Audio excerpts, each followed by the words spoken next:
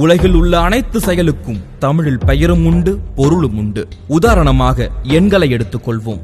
ஆங்கிலத்தில் எண்களில் லட்சத்திற்கு மேல் போனால் மில்லியன், பில்லியன், ட்ரில்லியன், இறுதியாக குவன்ஜில்லியன் என இவ்வளவு தான் இருக்கின்றன. ஆனால் தமிழில் எண் ஒழிப்பு முறையில் ஒன்றிலிருந்து பிரம்மகற்பம் என்னும் 3 கோடி வரை ஒவ்வொன்றிற்கும் தனி பெயர்களை வைத்திருக்கிறான் தமிழன். அதை ஒவ்வொன்றாக சொல்கிறேன், கேளுங்கள்.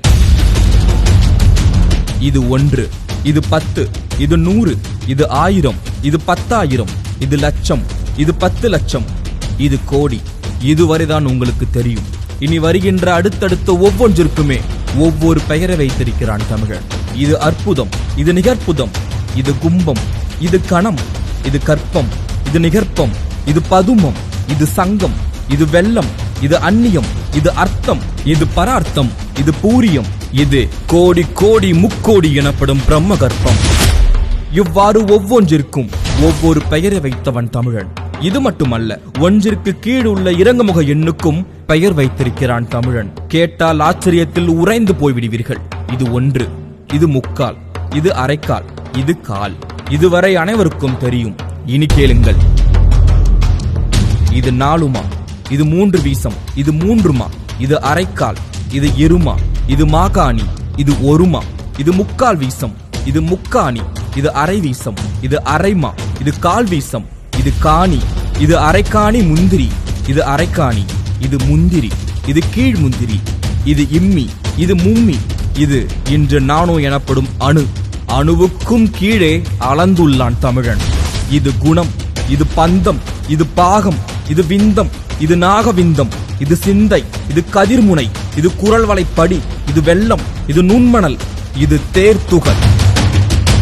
இன்னும் இது போல எத்தனையோ செயல்களுக்கு பல பெயர்களை வைத்து அதை புழக்கத்தில் வைத்திருந்தான் அஞ்சனம் தமிழன். வரலாறுகள் செறிந்த, இலக்கியங்கள் நிறைந்த, தனித்தன்மை பொருந்திய, படிக்க பழக இனிமையான மொழி, செம்மொழிகளின் மூத்த மொழி. அது நம் தாய்மொழி தமிழ் மொழி என்பதில் ஒவ்வொரு முறையும் உணர்ந்து பெருமைப்பட 1000 விஷயங்கள் இங்கு உண்டு. ஆங்கிலம் என்பது ஒரு மொழி, அது அறிவல்ல என்பதை நாம் உணர வேண்டும். ஆங்கிலம் நன்கு தெரிந்தும் கூட காந்தியடிகள் தனது சுயசரிதையை தாய்மொழியான குஜராத்தியில் தான் எழுதினார். 3000 ஆண்டுகளுக்கு முன்பு எழுதப்பட்ட தமிழ் நூலான தொல்காப்பியம் இன்றும் நம்மிடம் உள்ளது. அதற்கு முன்னும் பல இலக்கண நூல்கள் இருந்துள்ளன என்பதை தொல்காப்பியமே கூறுகிறது. ஒருவருக்கு தெரியும் மொழியில் பேசும்போது அந்த செய்தி அவரின் மூளைக்கு செல்கிறது.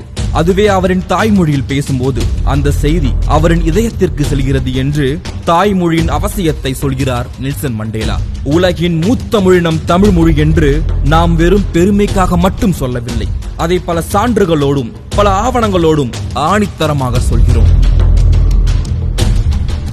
மொழிகளுக்கெல்லாம் தாய்மொழி நாம் தமிழ் மொழி என்று இனி இருமாப்புடன் சொல்வோம். நீங்கள் தமிழ் மொழியை உயிரென நேசித்தால் இந்த வீடியோவை பகிருங்கள். தமிழின் பெருமையை உலகெங்கும் பரவ விடுங்கள். டீப் டாக்ஸ் தமிழ் சேனலை சப்ஸ்கிரைப் செய்யுங்கள்.